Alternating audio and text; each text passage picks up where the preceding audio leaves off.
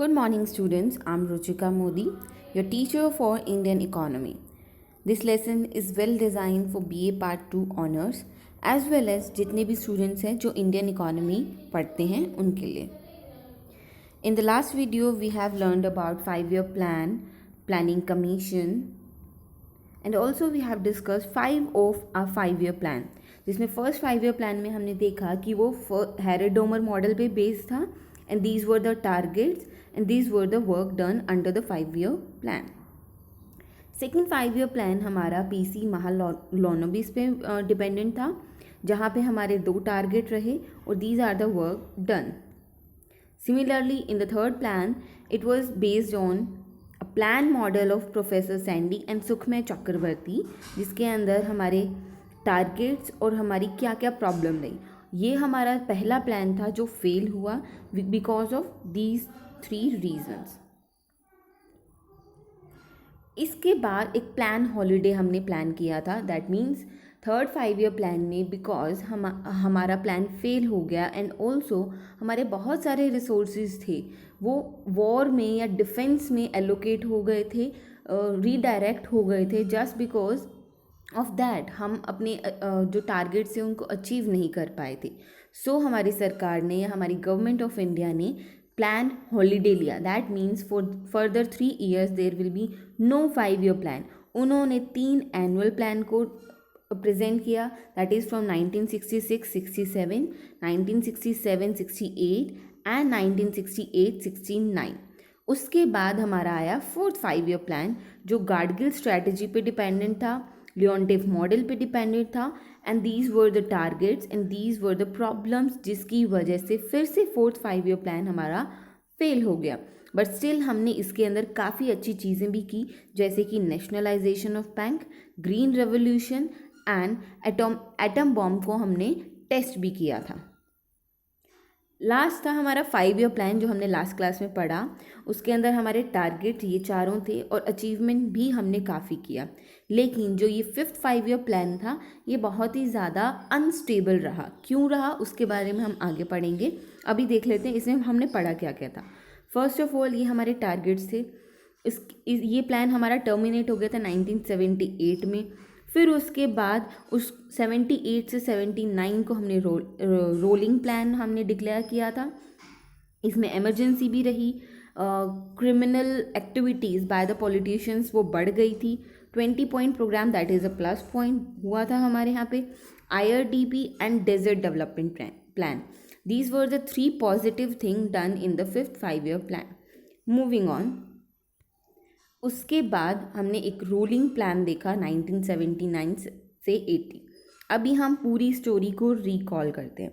हुआ क्या था, 74 से 79 तक हमारा 5th 5-year प्लान डिक्लेयर हुआ था. बट ड्यू टू एमरजेंसी और बहुत सारे पॉलिटिकल हमारे क्रिमिनल एक्टिविटीज़ बढ़ रही थी जिसकी वजह से जनता के अंदर बहुत ज़्यादा गुस्सा या आक्रोश था जिसकी वजह से वो सरकार गिर गई.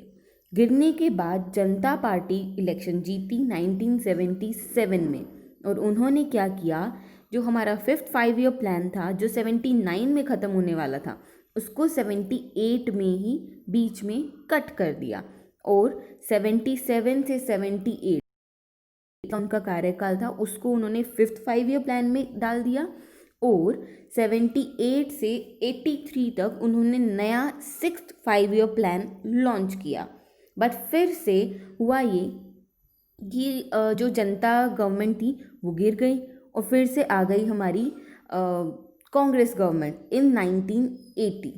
ठीक है, पहले क्या हुआ, 77 में जनता गवर्नमेंट आई, उन्होंने 77 से 78 को 5th 5-year प्लान में डाल दिया एंड 78 से 83 तक नया 6th 5-year प्लान लॉन्च किया.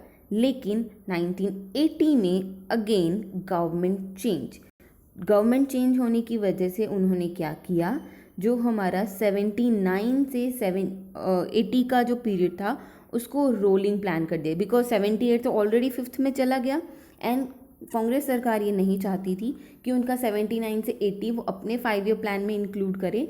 दैट इज़ वाई उसको रोलिंग प्लान डिक्लेयर कर दिया गया. अब आता है हमारा नया 6 5 ईयर प्लान जो था 1980 से 85।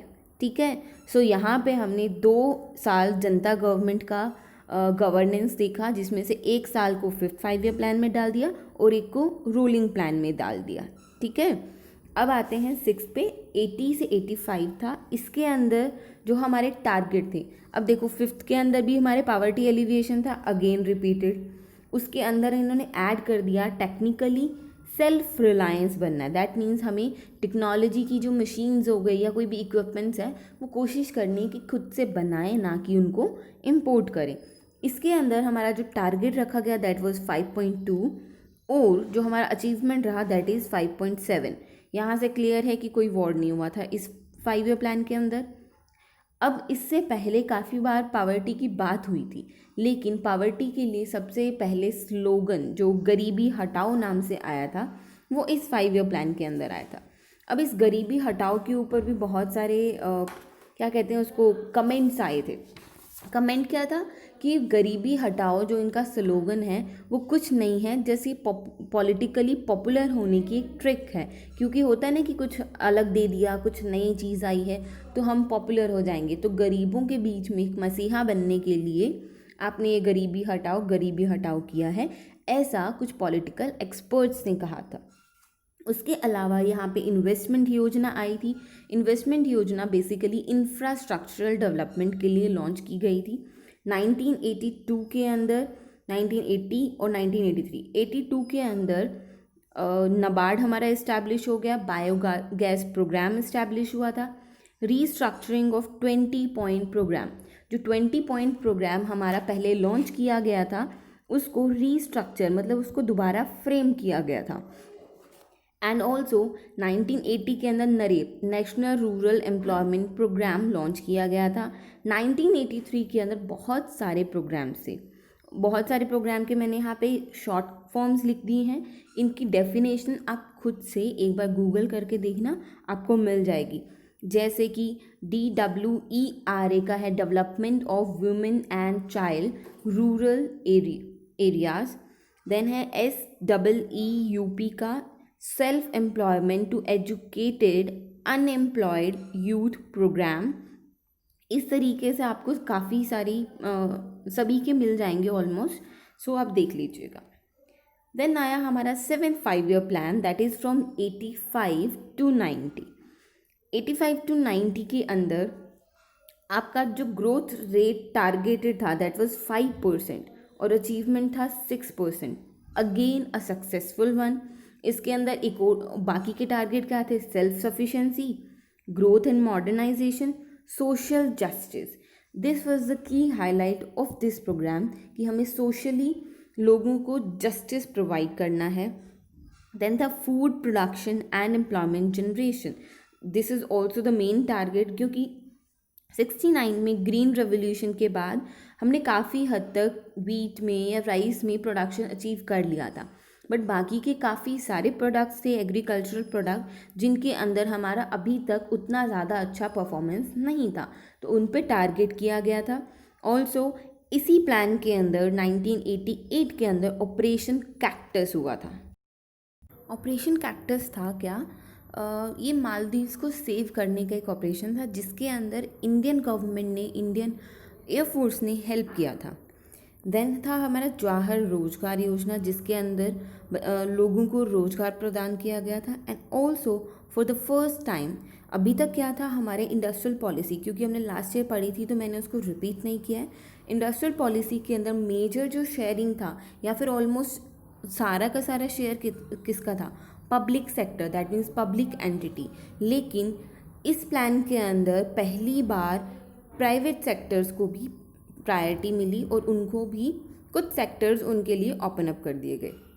1990 अगर हम इस ईयर को जस्ट जनरल देखते हैं 1990 तो दिमाग में एक ही चीज़ आती है, हम इकोनॉमिकली बहुत डिप्रेस थे या फिर बहुत सारे क्रंचेस थे हमारी कंट्री के अंदर। ऑलमोस्ट हमारी कंट्री का सारा पैसा ख़त्म हो चुका था, हम ज़्यादा दिन तक या इंडिया ज़्यादा दिन तक फाइनेंशियल ऑपरेशंस नहीं कर पाती। It was I think very difficult position for India in terms of economic age. तो इसीलिए क्या किया गया, 2 एनुअल प्लान्स लाए गए थे। दैट मीन्स उस टाइम पर 5 ईयर प्लान को फिर से एक बार स्टॉप किया गया एंड 2 एनुअल प्लान्स लाए 1990 to 91 एंड 91 to 92, जिसके अंदर हमारा economic reform, 1990 is the era of economic reform. तो इकोनॉमिक रिफॉर्म किया गया था, LPG, liberalisation, privatisation and your globalisation. देखो 1991 के अंदर हम मान लेते हैं कि लिबरलाइजेशन आया, बट एक्चुअली इसका जो सजेशन था that was given in the 6th and the 7th plan. That means ये देखो अभी हमने 7th प्लान किया ना, इससे 10 साल पहले से, मतलब जब ये लिबरलाइजेशन आया उससे 10 साल पहले लिबरलाइजेशन को सजेस्ट कर दिया गया था। आफ्टर दीज 2 एनुअल प्लान्स हमारा 8th 5 ईयर प्लान आया जो 92 से 97 तक का था, जिसके अंदर हमारा सबसे पहला टारगेट था ह्यूमन रिसोर्स डेवलपमेंट, जिसमें पहला हमारा पॉइंट था एम्प्लॉयमेंट, मतलब कि लोगों को रोज़गार दिया जाए, दूसरा एजुकेशन और तीसरा उनकी हेल्थ का ध्यान रखा जाए।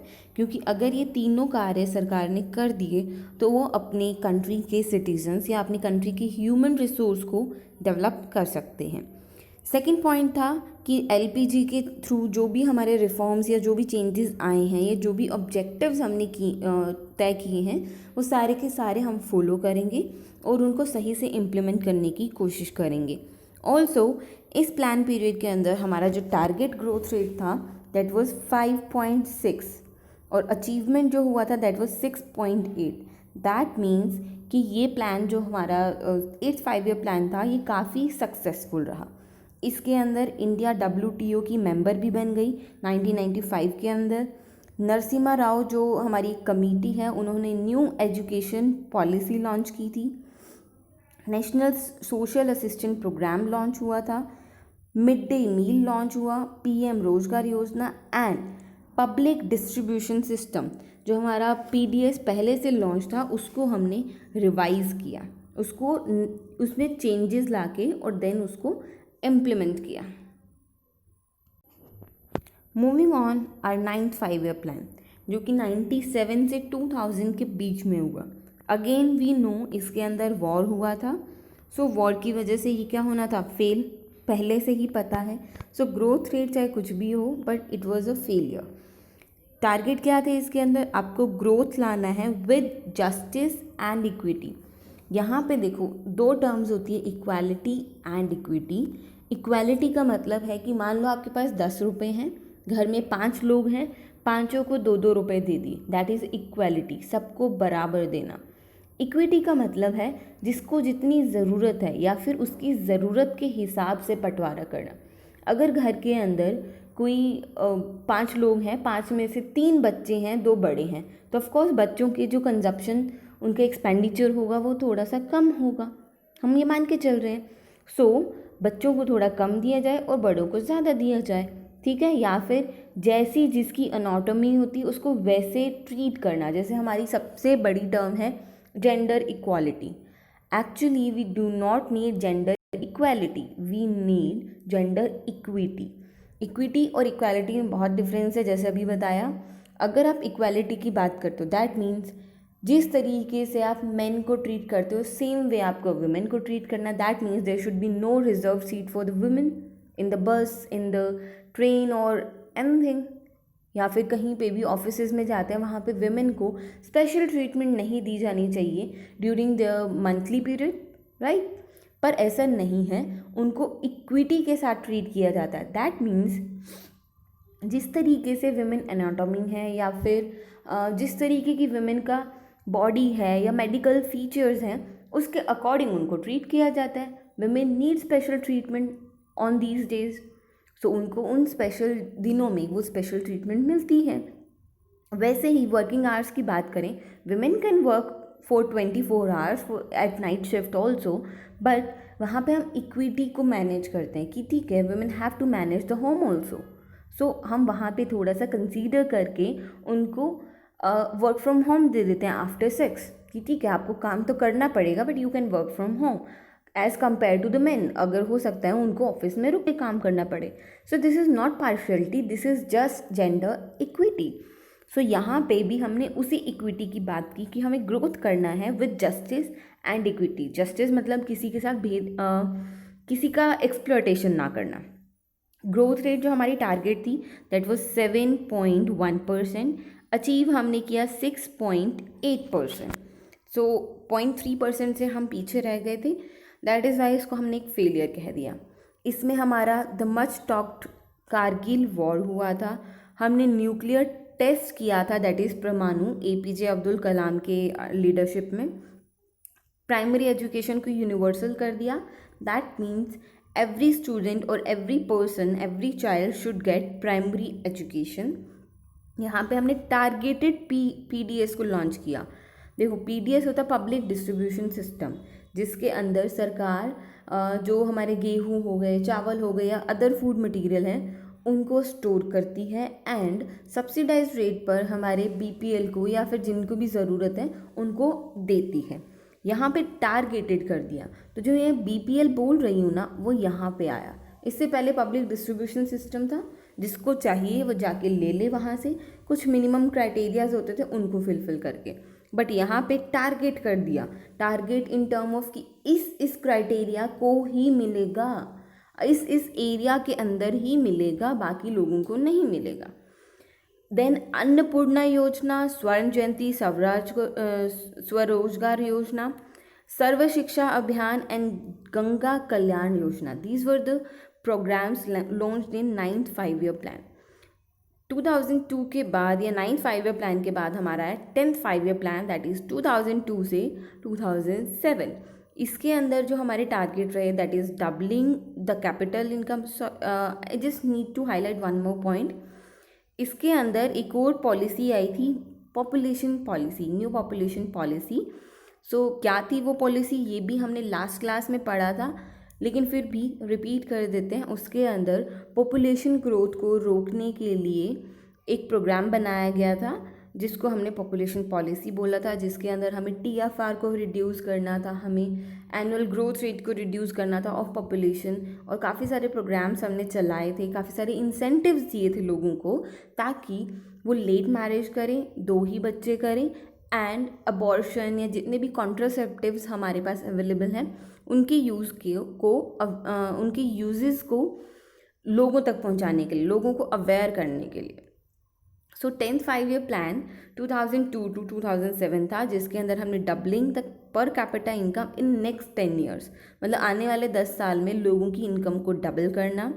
पॉवर्टी को एरेडिकेट करना बाय 15% बाय 2012. दैट मीन्स 2012 तक अभी जितनी भी पॉवर्टी है सिर्फ 50% है, 50 - 15 35% तक लेके आना है. बाय 15% मतलब cut by 15% and growth rate of 8%. See इससे पहले जो भी हमारे टारगेट थे दे वर लाइक ओपेक. हमें पॉवर्टी को कम करना है, लेकिन how much we don't know. अभी कितनी है वी डोंट नो, स्पेसिफाई नहीं किया गया था.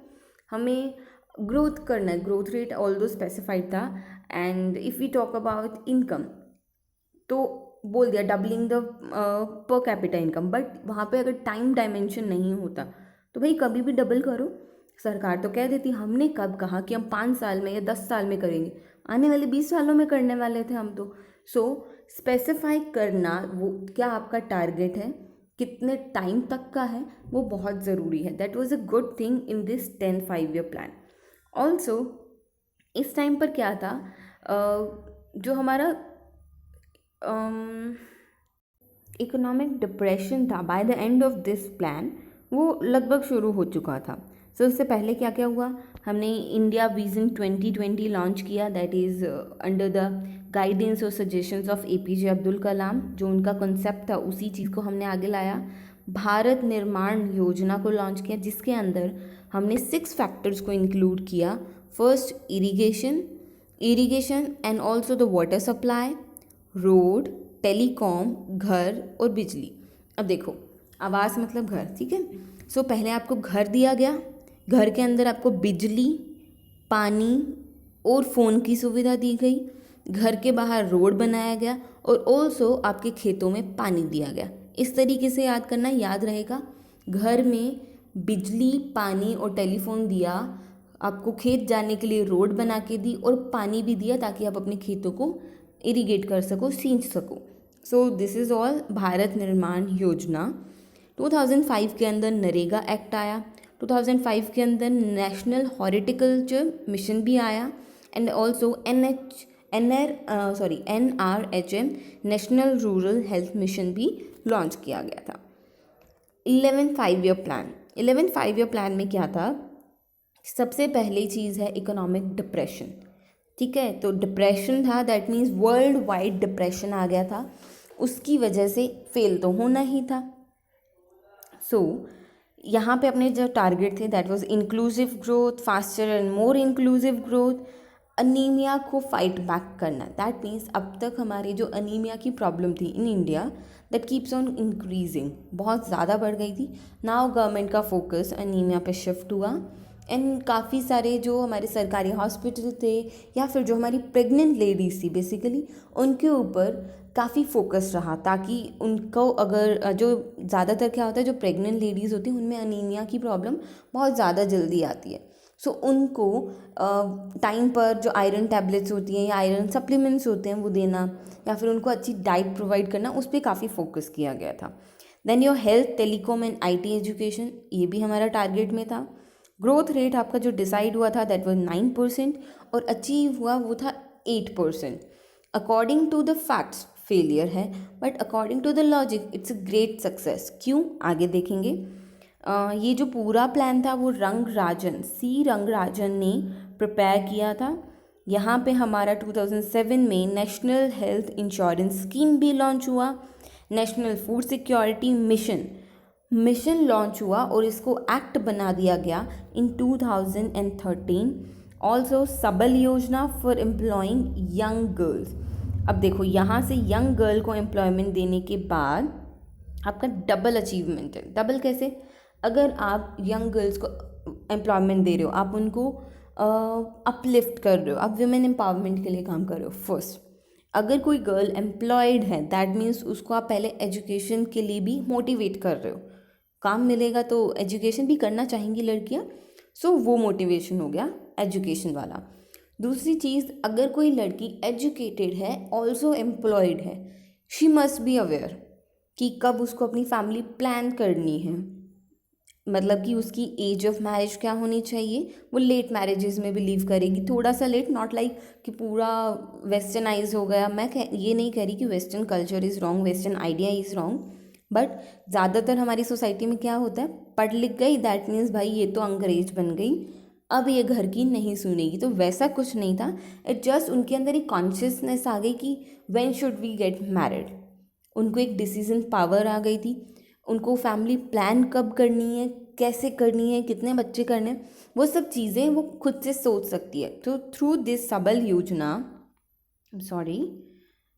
थ्रू दिस सबल योजना लड़कियों में काफ़ी फ़ायदा रहा, मतलब लड़कियों के ओवरऑल अपलिफ्टमेंट में और काफ़ी सारे हमारे टारगेट्स अचीव करने में हमें बहुत फ़ायदा रहा।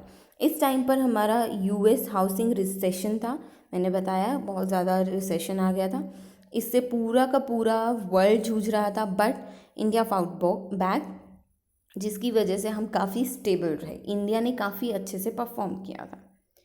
सो दैट वाज द रीज़न कि मैं ये कह रही थी कि logically it was a successful, क्योंकि जब पूरा वर्ल्ड रिसेशन में है, पूरा वर्ल्ड की इकोनॉमी गिर रही है, we were still growing, we were still stable, so that was a good thing. So thank you students. आगे का जो 12th 5 ईयर प्लान है उसका पूरा एक लेक्चर बनेगा टोटल, तो वो हम नेक्स्ट वीडियो में पढ़ेंगे। Thank you.